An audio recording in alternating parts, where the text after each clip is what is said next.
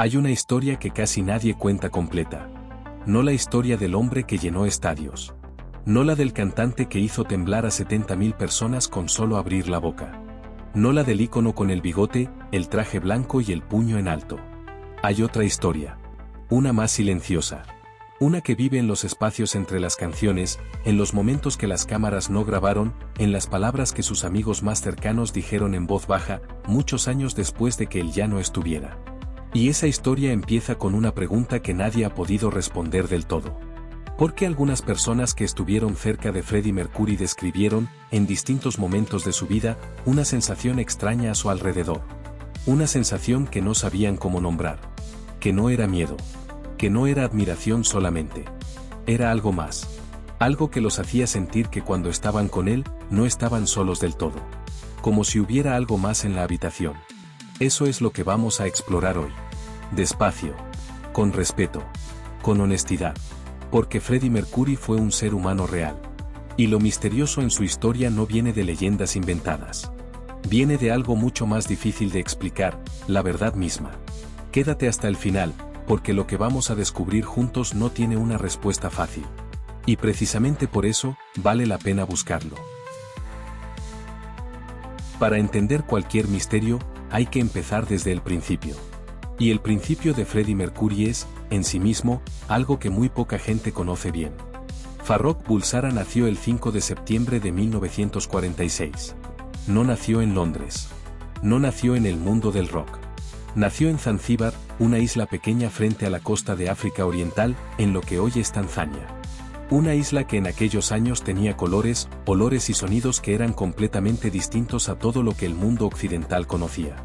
Su padre, Bomi Bulsara, trabajaba como contador para el gobierno colonial británico. Su madre se llamaba Her. Eran parte de la comunidad Parsi, una minoría religiosa que practica el zoroastrismo, una de las religiones más antiguas del mundo. Una fe que cree en la lucha entre la luz y la oscuridad, en el fuego como símbolo de lo sagrado, en la idea de que el alma humana tiene un peso enorme en el universo. Freddie creció entre esas ideas. No de manera dramática, no de manera que lo convirtiera en un místico o en alguien que hablaba de espíritus en voz alta, sino de una manera mucho más sutil. Esa forma en que las creencias que nos rodean en la infancia se meten dentro de nosotros sin que lo notemos, y se quedan ahí para siempre. Cuando tenía 8 años, sus padres lo enviaron a estudiar a la India, a una escuela llamada St. Peters, en Panchgani. Ahí estuvo varios años, lejos de su familia, en un internado. Y eso es algo que los biógrafos de Freddie han señalado muchas veces como un momento importante en su vida. No porque haya pasado algo terrible, sino porque un niño de 8 años que se separa de sus padres y vive en otro país aprende muy rápido a vivir dentro de sí mismo. Aprende a construir un mundo interior. Fue en esa escuela donde Freddie empezó a tocar el piano. Donde descubrió que tenía una voz diferente. Donde formó su primer grupo musical, un grupo de niños que tocaban rock and roll en los ratos libres. Según documentos y registros de la escuela que han sido citados en varias biografías, Freddie era ya en ese entonces un niño que llamaba la atención. No porque fuera escandaloso, sino porque había algo en el que era difícil de ignorar. Regresó a Zanzíbar con su familia en la adolescencia. Pero Zanzíbar, en ese entonces, estaba a punto de cambiar de manera violenta. En 1964, una revolución derrocó al gobierno y la violencia se extendió por la isla. La familia Bulsara tuvo que huir. Tuvieron que dejar todo y salir corriendo. Llegaron a Inglaterra. A Middlesex, para ser exactos. Con muy poco dinero. Con la incertidumbre de quienes empiezan de cero en un lugar extraño. Freddie tenía 17 años. Y estaba en uno de los países más fríos del mundo, en todos los sentidos de la palabra. Ahora bien, aquí es donde muchas historias de personajes famosos empiezan a ponerse bonitas, a volverse una narrativa de éxito limpio y fácil.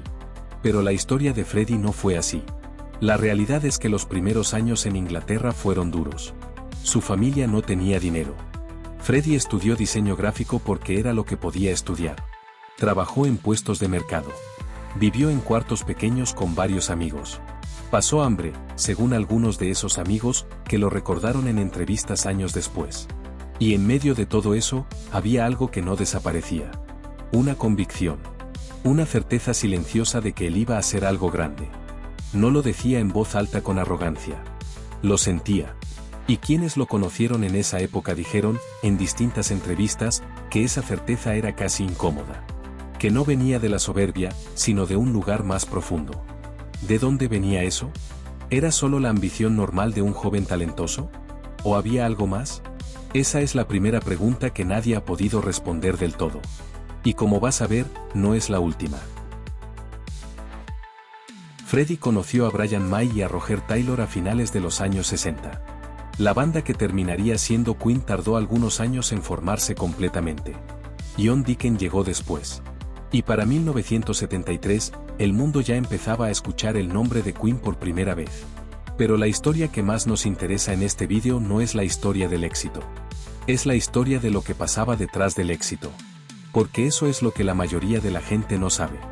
Freddie Mercury, el hombre que sobre el escenario parecía invencible, el hombre que controlaba a las multitudes con un gesto, el hombre cuya presencia era tan poderosa que los propios músicos que tocaban con él decían que sentían algo especial, ese hombre, en privado, era completamente diferente. Era tímido. Era inseguro. Era profundamente solitario. Eso no lo digo yo. Lo dijeron las personas que lo conocieron de verdad. Mary Austin, la mujer que fue su novia durante años y que después se convirtió en su mejor amiga, la persona más cercana a él durante toda su vida, habló de esto en varias entrevistas a lo largo de los años. Dijo que Freddie, a pesar de toda su fama, era un hombre que tenía un miedo muy grande al abandono. Que necesitaba a las personas que amaba cerca. Que cuando se sentía solo de verdad, se apagaba de una manera que dolía ver. Roger Taylor, el baterista de Queen, también habló de esto en entrevistas. Dijo que Freddie era la persona más generosa que jamás conoció, pero también que había en él una tristeza que nunca desapareció del todo. Porque un hombre que tenía todo, la voz, el talento, la fama, el dinero, el amor de millones de personas, ¿sentía esa tristeza? Esa es una pregunta que se han hecho muchos. Y la respuesta más simple es que nadie es lo que parece desde afuera. Pero hay algo más en la historia de Freddie que hace que esa pregunta sea todavía más difícil de responder. Hay algo en los testimonios de quienes lo rodearon que va más allá de la soledad normal de un artista. Hay descripciones que, cuando uno las junta, forman un patrón. Un patrón que no es sobrenatural, pero que tampoco es completamente ordinario. Y vamos a llegar a eso. Pero primero hay que entender algo fundamental sobre quién era Freddie Mercury de verdad. Hubo un momento en la historia de Queen que cambió todo. Un momento que los fanáticos conocen bien, pero cuyo peso real pocas veces se comprende del todo. Fue el 13 de julio de 1985. Live Aid. El concierto benéfico más grande que el mundo había visto hasta ese momento. Un evento que reunía a las bandas más grandes del planeta para recaudar fondos para las víctimas de la hambruna en África. Queen tenía un tiempo limitado en el escenario. 20 minutos. Y Freddie Mercury, con esos 20 minutos, hizo algo que ningún otro artista pudo hacer ese día. No fue solo que cantara bien. No fue solo que la banda tocara bien. Fue que Freddie tomó a 80.000 personas en el estadio de Wembley, y a las millones que lo veían por televisión en todo el mundo, y los convirtió en una sola cosa. Los hizo vibrar juntos. Los hizo responder a sus llamados como si fueran un coro que llevaba años ensayando con él. Bob Geldof, el organizador del evento, dijo después que lo que Freddie hizo ese día fue alienígena. Esa fue la palabra que usó. No en el sentido de ciencia ficción, sino en el sentido de que era algo que no parecía de este mundo. Que era demasiado para ser solo técnica, solo talento, solo práctica. David Bowie, que también actuó ese día, dijo que Freddie era el mejor vocalista en vivo que había existido. Y añadió algo más interesante. Dijo que cuando lo veías actuar, tenías la sensación de que él estaba conectado a algo que los demás no podían ver ni sentir. Ahora, es importante ser claros aquí. David Bowie era un artista. Usaba el lenguaje de los artistas. Hablaba en metáforas. Nadie puede saber con certeza qué quiso decir exactamente con esas palabras. Pero lo que sí podemos decir es que no fue el único que habló así. Hay varios testimonios de personas que estuvieron cerca de Freddie Mercury durante sus actuaciones que describen algo parecido. No testimonios de personas que quieran vender una historia paranormal, sino de músicos, técnicos, productores, personas acostumbradas al mundo del espectáculo y a no impresionarse fácilmente. Y todos dicen, con palabras distintas, la misma cosa, que cuando Freddie entraba en ese estado, cuando se conectaba con la música y con el público, parecía que había algo más con él. ¿Qué era ese algo más? Aquí es donde hay que ser muy honestos. Nadie lo sabe. Y cualquier respuesta que alguien te dé con total seguridad, te está mintiendo. Lo que sí podemos hacer es explorar las diferentes capas de esta pregunta. Y una de esas capas tiene que ver con algo que ocurrió en la vida personal de Freddie durante los años 80. Algo que cambió todo. A mediados de los años 80, el mundo del rock estaba siendo sacudido por una crisis silenciosa. El virus del SIDA estaba destruyendo comunidades enteras, y en la industria musical, en el mundo del arte, en los círculos que Freddie frecuentaba, muchas personas cercanas a él empezaron a enfermar y a morir. Freddie vio morir a amigos. Vio cómo la enfermedad se llevaba a personas que él amaba. Y en algún momento, según los relatos de quienes estaban cerca de él en esa época, Freddie supo que él también estaba enfermo. No lo dijo públicamente. No lo confirmó. Siguió trabajando. Siguió grabando. Siguió actuando. Hay testimonios de personas cercanas a él que dicen que en esos años, Freddie cambió. No en el sentido de que se volvió oscuro o desesperado, sino en el sentido de que se volvió más intenso, más presente, más consciente de cada momento. Como si el hecho de saber que el tiempo se acababa lo hubiera despertado a algo. Jim Hutton, el hombre que fue la pareja de Freddie en los últimos años de su vida, habló de esto en su libro y en entrevistas. Dijo que Freddie, en sus últimos años, tenía una manera de estar en cada momento que era diferente a la de cualquier otra persona que hubiera conocido. Que cuando Freddie estaba contigo, realmente estaba contigo. Que no había distracción. Que había algo en su presencia que era difícil de describir pero fácil de sentir. Mary Austin también habló de los últimos años. Dijo que Freddie, a pesar del dolor y del miedo, seguía siendo el centro de todo. Que seguía siendo la persona que hacía que cualquier cuarto donde entrara se sintiera diferente. Y aquí es donde volvemos a esa pregunta que dejamos abierta antes. ¿Qué era esa presencia que la gente sentía alrededor de Freddie Mercury? Hay quienes dicen que era simplemente carisma. Talento natural. La energía de una persona extraordinaria. Y puede ser. Eso puede ser completamente verdad. Pero hay algo más en la historia. Algo que algunos de sus amigos mencionaron, no en entrevistas grandes y formales, sino en conversaciones más pequeñas, más íntimas. Algo que tiene que ver con momentos específicos de su vida donde Freddie mismo parecía percibir algo que los demás no veían. Antes de llegar a esos momentos específicos, hay que entender algo sobre la fe de Freddie Mercury. Porque eso es fundamental para comprender todo lo demás. Freddie fue criado en la fe parsi, el zoroastrismo. Y aunque en su vida adulta nunca fue un hombre religioso en el sentido tradicional, hay cosas que esa fe deja en las personas que no desaparecen fácilmente. El zoroastrismo tiene una visión del mundo muy particular. Cree que hay una batalla constante entre la luz y la oscuridad, entre el bien y el mal, entre lo que eleva al alma y lo que la destruye. Cree que las almas de los que han muerto no desaparecen del todo, sino que continúan de alguna manera. Cree que hay fuerzas en el universo que los seres humanos no pueden ver completamente, pero que actúan sobre ellos. No estoy diciendo que Freddie creía activamente en todo esto en su vida adulta. No tenemos confirmación de eso. Lo que sí hay son pequeñas señales, pequeños momentos, que sus amigos recordaron después. Hay una historia que contó Peter Freestone, que fue el asistente personal de Freddie durante 12 años. Una persona que lo conoció mejor que casi nadie. En entrevistas que Freestone dio mucho después de la muerte de Freddie, habló de que Freddie tenía una relación con la intuición que era poco común. Que a veces decía cosas sobre personas o situaciones que luego resultaban ser ciertas, sin tener manera de saberlas de antemano. Que había momentos en que Freddie parecía saber cosas que no debería saber. Freestone fue siempre muy cuidadoso en sus palabras. Nunca dijo que Freddie tenía poderes sobrenaturales. Nunca afirmó nada que sonara a fantasía. Pero tampoco pudo explicar esos momentos. Y simplemente los describió como lo que eran, cosas que pasaron, que él mismo presenció, y que no supo cómo interpretar. ¿Eso qué significa? ¿Significa que Freddie Mercury tenía algún tipo de percepción especial? No lo sabemos. Y esa es la respuesta honesta. Lo que sí sabemos es que hay varios relatos, de personas distintas, que apuntan en una dirección parecida. Y cuando múltiples testigos describen algo similar sin haberse puesto de acuerdo, eso merece atención. No necesariamente fe ciega. Pero sí atención. Hay una canción de Queen que muchos fanáticos conocen, pero que pocos han escuchado de la manera en que hay que escucharla para entender lo que estamos hablando. La canción se llama Who Wants to Live Forever. Fue escrita por Brian May para la película Highlander en 1986. Freddie la grabó en ese mismo año.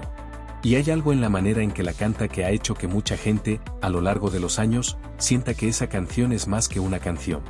La letra habla de la inmortalidad como una carga. Habla de amar a alguien sabiendo que el tiempo se acaba. Habla de la pregunta que todos los seres humanos llevan dentro: ¿por qué tenemos que perder lo que amamos? Y Freddie la canta con una voz que tiene algo que es difícil de nombrar. Hay momentos en esa grabación donde su voz no suena como la voz de alguien actuando o interpretando una letra. Suena como la voz de alguien que sabe de lo que está hablando, que ha pensado esas cosas, que las ha sentido. En 1986, Freddie ya sabía, según algunos testimonios cercanos, que algo no estaba bien con su salud. No había un diagnóstico oficial público todavía. Pero hay personas que dicen que él ya lo presentía. ¿Fue eso lo que le dio a esa grabación ese peso tan particular? ¿O es que nosotros, sabiendo lo que pasó después, le damos un significado que quizás no estaba ahí? Esa es una pregunta que no tiene respuesta fácil. Pero es una pregunta que vale la pena hacerse. Porque hay algo que los seres humanos hacemos naturalmente. Cuando miramos hacia atrás en la historia de alguien, empezamos a ver señales en cosas que en su momento parecían ordinarias. Empezamos a conectar puntos. Y a veces esos puntos realmente se conectan.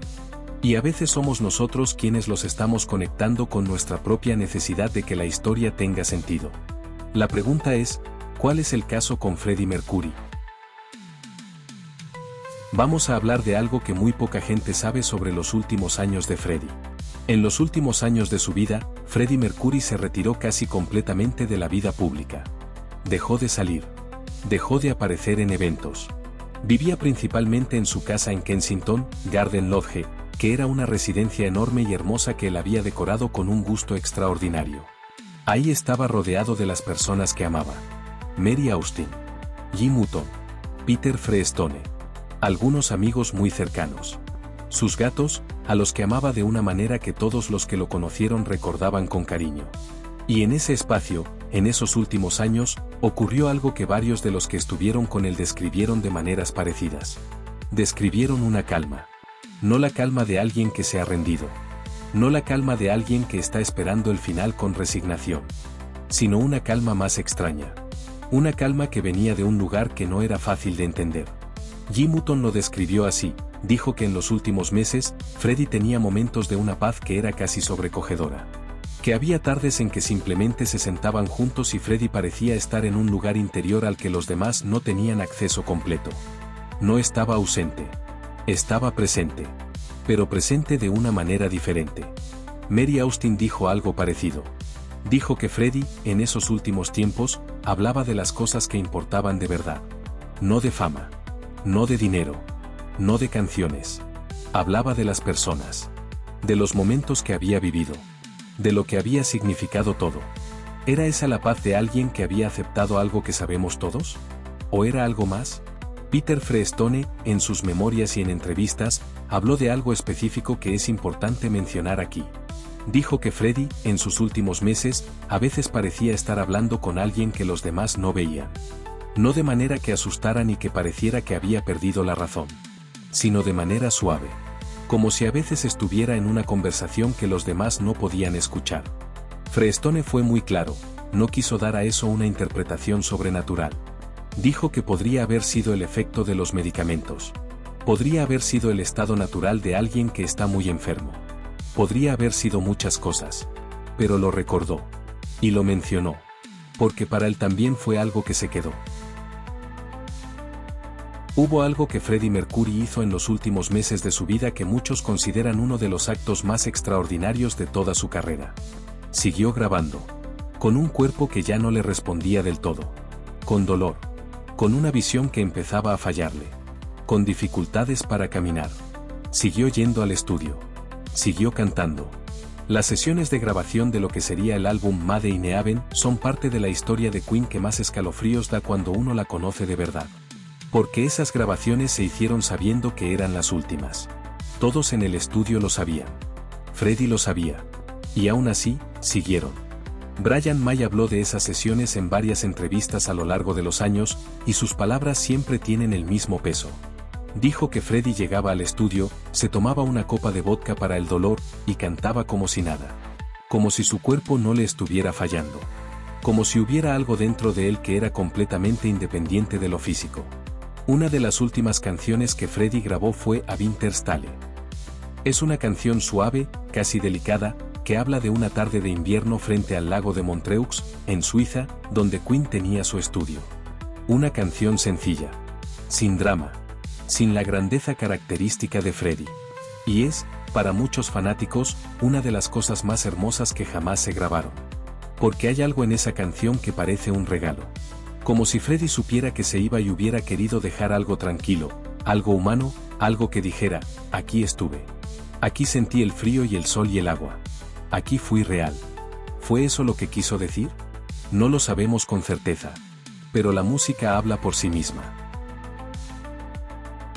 El 24 de noviembre de 1991, Freddie Mercury murió en su casa de Kensington. Tenía 45 años. El día antes, su representante había emitido un comunicado confirmando lo que muchos ya sospechaban, que Freddie tenía SIDA. Fue la única declaración pública que se hizo al respecto mientras él estuvo vivo. Murió rodeado de las personas que amaba. Con sus gatos cerca. En su casa, que él había convertido en un lugar lleno de arte y de vida. Cuando la noticia se conoció, algo pasó en el mundo que fue difícil de explicar en ese momento y que sigue siendo difícil de explicar hoy. El luto fue global. Pero no fue el luto normal de los fanáticos cuando muere una estrella. Fue algo más personal. Fue como si millones de personas en todo el mundo sintieran que habían perdido a alguien que conocían de verdad. No a un ícono. No a una figura de póster. Sino a alguien real. ¿Por qué Freddie Mercury generaba eso? ¿Por qué su música, su voz, su manera de estar, llegaban a las personas de una manera tan directa? Hay una respuesta racional, era extraordinariamente talentoso. Su voz era técnicamente una de las más completas que se hayan grabado. Su manera de componer unía cosas que nadie había unido antes. Su manera de actuar en el escenario era única. Todo eso es verdad. Y todo eso es documentable, medible, verificable. Pero hay personas que dicen que eso no lo explica del todo. Que hay algo en la música de Queen, y especialmente en la voz de Freddie, que opera en un nivel que va más allá de la técnica. Hay estudios musicológicos, referencias académicas que se pueden encontrar en documentales y libros sobre la voz de Freddie, que han analizado su rango, su control, sus características únicas. Esos estudios son reales y documentados. Pero hay también algo que ningún estudio puede medir del todo. Y es lo que la gente siente cuando escucha esa voz. Hay una cosa que se ha repetido en testimonios de fanáticos de todo el mundo, de diferentes generaciones, de diferentes países, y que es difícil de ignorar cuando uno lo piensa despacio. Muchas personas dicen que hay momentos específicos en que escuchan música de Freddie Mercury, o de Queen en general, y sienten algo que no saben cómo nombrar. No es solo emoción normal. No es solo la respuesta que cualquier buena música puede provocar. Es algo más específico. Una sensación de compañía. Una sensación de que no están solos. Hay fanáticos que dicen que en los momentos más oscuros de su vida, la música de Freddie los acompañó de una manera que ninguna otra música pudo. Que había algo en esa voz que llegaba a un lugar donde nada más llegaba. ¿Eso qué significa? Puede significar simplemente que Freddie Mercury era extraordinariamente bueno en lo que hacía. Que su talento llegaba más lejos que el de otros artistas. Que su humanidad, su vulnerabilidad, su manera de cantar desde adentro, conectaban con la humanidad y la vulnerabilidad de quien lo escuchaba. Eso es completamente posible. Completamente válido. Pero hay quienes dicen que hay algo más. Y vamos a explorar eso con cuidado. Existe en muchas tradiciones espirituales, no solo en el zoroastrismo sino en muchas culturas del mundo, la idea de que hay personas que nacen con algo diferente. No superiores. No más santas. Solo diferentes. Personas que parecen estar más conectadas con algo que los demás no perciben con la misma facilidad. En algunas tradiciones, a esas personas se les llama de maneras distintas. En otras, simplemente se dice que tienen un don. En el lenguaje cotidiano, la mayoría de la gente simplemente diría que tienen algo especial. Y la pregunta que flota alrededor de Freddie Mercury, especialmente cuando uno lee los testimonios de quienes lo conocieron de cerca, es si él era una de esas personas. No en el sentido fantástico. No en el sentido de que veía cosas que no existían o que tenía poderes sobrenaturales. Sino en el sentido de que había en él una intensidad de percepción, una profundidad de sentimiento, una conexión con algo interior que se expresaba hacia afuera de maneras que la gente sentía físicamente. Brian May, en una entrevista que dio muchos años después de la muerte de Freddie, dijo algo que se quedó muy grabado en quienes lo escucharon. Dijo que Freddie tenía una relación con la música que era diferente a la de cualquier otro músico que hubiera conocido. Que para la mayoría de los músicos, incluso los grandes, la música es algo que hacen. Que dominan. Que controlan. Pero para Freddie, dijo May, era al revés. Era como si la música lo tomara a él. Como si él fuera el instrumento y no al contrario. Eso es una descripción poética. Brian May mismo lo reconocería así. Pero es la descripción de alguien que estuvo ahí. Que lo vio. Que trabajó con él durante décadas. ¿Y si esa descripción es literal en algún sentido? ¿Y si hay personas que tienen esa capacidad de ser canales para algo más grande que ellos mismos? No lo sabemos. Y no vamos a afirmar que sí. Pero es una pregunta que vale la pena dejar en el aire, porque es una pregunta que las tradiciones espirituales de muchas culturas han hecho durante siglos. Hay otro aspecto de la historia de Freddie que pocas veces se menciona en los documentales normales, pero que está documentado en las biografías más serias. Freddie Mercury tenía una relación muy particular con sus propias emociones. Era capaz de sentir cosas con una intensidad que lo rebasaba a veces. Amaba con una fuerza que podía ser abrumadora. Se enojaba con una energía que asustaba. Sufría con una profundidad que él mismo tenía que aprender a manejar. Y al mismo tiempo, era capaz de contener todo eso en el escenario y transformarlo en algo que no era su dolor personal, sino algo universal. Algo que pertenecía a todos. Eso es lo que hacen los grandes artistas. Pero Freddie lo hacía de una manera que incluso otros grandes artistas encontraban difícil de explicar. Elton John, que fue amigo de Freddie durante años, habló de él en varias entrevistas. Habló de su generosidad, de su lealtad, de su humor, de su calidez. Y también habló de esa intensidad. De esa manera de Freddie de estar en las cosas completamente o no estar del todo. David Bowie, en la única entrevista larga que dio después de la muerte de Freddie, describió algo que resulta muy interesante en el contexto de lo que estamos explorando. Dijo que había algo en la energía de Freddie que permanecía en los lugares donde había estado. Que había ido a un estudio donde Freddie había grabado, mucho tiempo después, y había sentido algo que era difícil de describir. Como un eco. Ahora, hay que ser completamente honestos aquí. David Bowie era un artista de una imaginación muy particular. Es muy posible que esa descripción fuera puramente poética, puramente metafórica. Y no existe confirmación de ningún tipo de que eso haya sido algo más que una imagen literaria. Pero es la imagen que eligió usar. Y viene de alguien que no era dado a los sentimentalismos baratos. Quiero hablar de algo que creo que es el centro de todo lo que estamos explorando. La soledad de Freddie Mercury. No la soledad como algo triste, aunque también era eso. Sino la soledad como condición de las personas que llevan algo muy grande dentro. Hay personas en el mundo que parecen vivir en una frecuencia distinta a la de los demás. Que sienten más. Que perciben más. Que conectan más profundo. Y esas personas, muchas veces, están solas de una manera muy particular. No porque no tengan a nadie, sino porque hay una parte de ellas que es difícil de alcanzar del todo, incluso para quienes las aman.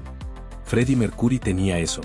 Lo tuvieron casi todos los que lo conocieron de acuerdo con los testimonios disponibles. Era la persona más generosa del cuarto. Era el más divertido, el más espontáneo, el más vivo. Y al mismo tiempo había una habitación dentro de él a la que nadie tenía llave. Mary Austin lo dijo de una manera muy hermosa en una entrevista. Dijo que amó a Freddie con toda su alma y que él la amó a ella de la misma manera. Pero que siempre hubo algo en Freddie que ella sintió que pertenecía a algo más grande que los dos. Que había una parte de él que no era solo de ella, ni de Queen, ni de sus amigos, ni de sus fanáticos.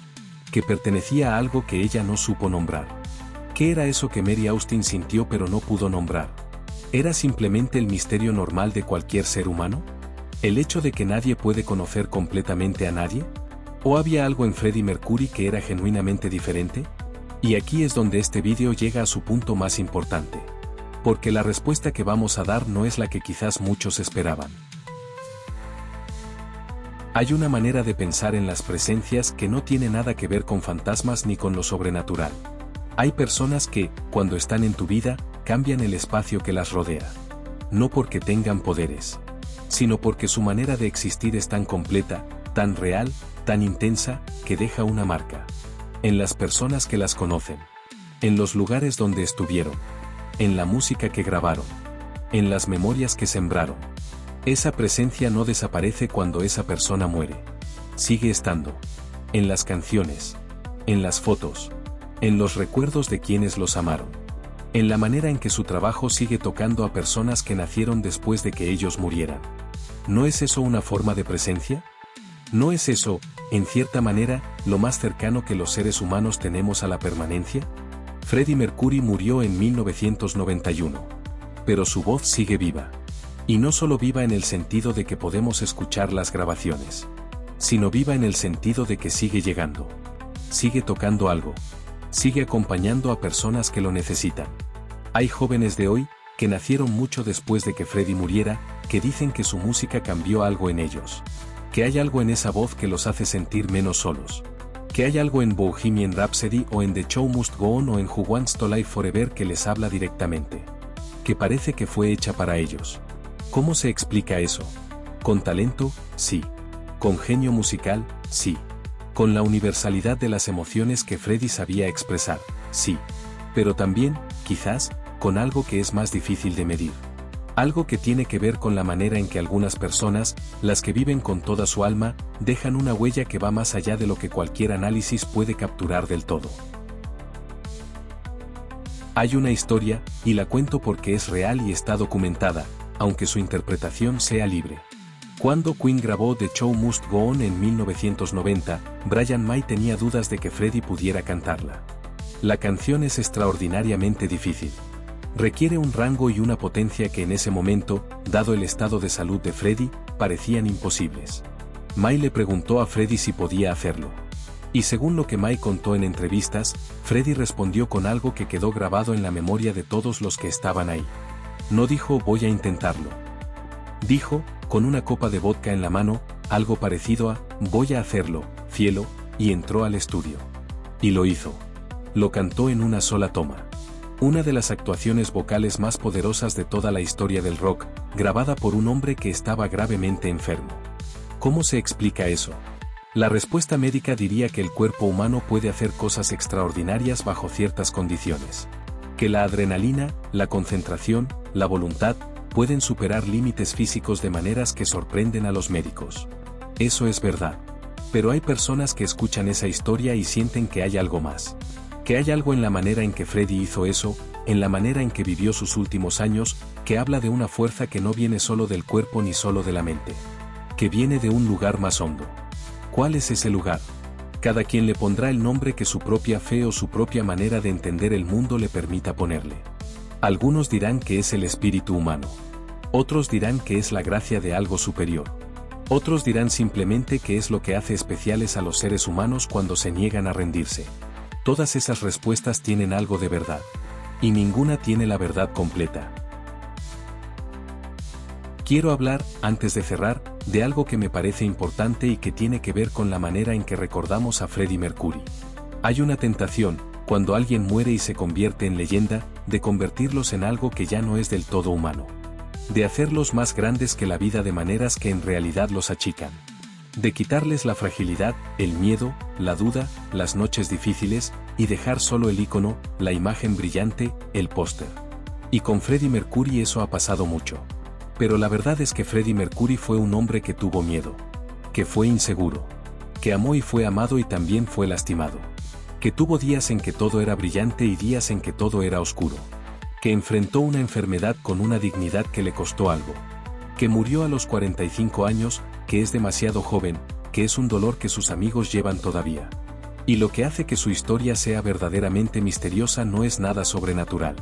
Es que a pesar de todo eso, a pesar del miedo, de la soledad, del dolor, de la enfermedad, a pesar de todo lo que la vida le puso enfrente, Freddie Mercury siguió siendo Freddie Mercury hasta el final. Siguió cantando. Siguió amando. Siguió riendo. Siguió dejando entrar a las personas que quería. Siguió creando algo hermoso con lo que le quedaba. ¿Y si eso es la presencia que la gente sentía a su alrededor? ¿Y si lo que hacía que estar cerca de Freddie Mercury fuera diferente era simplemente que él estaba ahí de verdad? Completamente. Sin reservas. Sin escudos. Completamente presente en su propia vida, con todas sus sombras y toda su luz. Eso es raro. Eso es extraordinario. Eso es algo que muy pocas personas logran. Y cuando alguien lo logra, los demás lo sienten. Los demás lo llevan consigo. Los demás, incluso después de que esa persona ya no está, siguen sintiéndola cerca. No como un fantasma. No como algo sobrenatural. Sino como lo que es, la huella de alguien que vivió de verdad. Hay una última cosa que quiero compartir contigo. Existe una grabación de los últimos meses de vida de Freddie Mercury que muy poca gente ha escuchado completa. Es una grabación de una sesión de estudio, informal, sin producción. Freddie está al piano. Está cantando algo que suena a improvisación. Su voz no tiene la fuerza que tenía. Pero hay algo en esa grabación que es difícil de escuchar sin que algo en el pecho se mueva. Porque en esa voz, cansada y frágil y hermosa al mismo tiempo, hay algo que es completamente reconocible como Freddie. Como si lo más profundo de él, lo que hacía que su voz fuera su voz, lo que hacía que su presencia fuera su presencia, no hubiera podido irse aunque el cuerpo ya estaba cediendo. ¿Qué es eso que permanece cuando todo lo demás falla? Esa es la pregunta que nos deja Freddie Mercury. No en un libro. No en una declaración. Sino en las canciones que grabó, en los testimonios de las personas que lo amaron, en la manera en que su voz sigue llegando a personas que todavía no habían nacido cuando él murió. ¿Qué es lo que permanece de nosotros cuando ya no estamos? ¿Es el recuerdo de quienes nos amaron? ¿Es la música que dejamos? ¿Es el amor que dimos? ¿Es algo más que aún no sabemos nombrar bien? Freddie Mercury no nos da una respuesta. Pero nos da algo mejor, una razón para seguir preguntando. Y así llegamos al final de este recorrido. No con respuestas definitivas. Sino con algo que, creo, vale más que las respuestas, con más preguntas. Con una admiración más profunda. Con una comprensión más humana de quién fue Freddie Mercury más allá del ícono. Fue un niño que creció lejos de su familia. Fue un joven que llegó a un país extraño con un sueño demasiado grande para caber en una maleta. Fue un artista que cambió la historia de la música. Fue un hombre que amó intensamente y que fue amado. Fue alguien que enfrentó el final con una dignidad que no deja de sorprender a quienes la conocen. Y fue, según quienes estuvieron cerca de él, alguien que tenía algo que era difícil de nombrar pero fácil de sentir. Algo que no desapareció cuando él murió. Algo que sigue estando, de alguna manera, en cada nota de su voz que todavía suena en el mundo. ¿Cómo llamas tú a eso? ¿Lo llamas talento? ¿Lo llamas espíritu? ¿Lo llamas presencia? ¿Lo llamas gracia? Puedes llamarlo como quieras. Lo que no puedes hacer es negar que existe. Porque lo sientes. Cada vez que escuchas su voz. Cada vez que esa canción llega en el momento justo. Cada vez que algo en ti reconoce algo en él. Freddie Mercury vivió 45 años. Y de alguna manera que ningún análisis puede explicar del todo, sigue aquí. No como fantasma. No como misterio sobrenatural. Sino como lo más poderoso que puede ser un ser humano. Como alguien que vivió tan completamente, que amó tan profundamente, que creó tan honestamente, que dejó una parte de sí mismo en el mundo para siempre. Y eso, para mí, es el misterio más hermoso de todos. Gracias por acompañarme en este recorrido. Cuídense mucho. Y si algo de lo que vimos hoy les movió algo por dentro, les invito a compartirlo en los comentarios. Con respeto, con cariño, con la honestidad que Freddie Mercury siempre mereció. Nos vemos en el próximo video.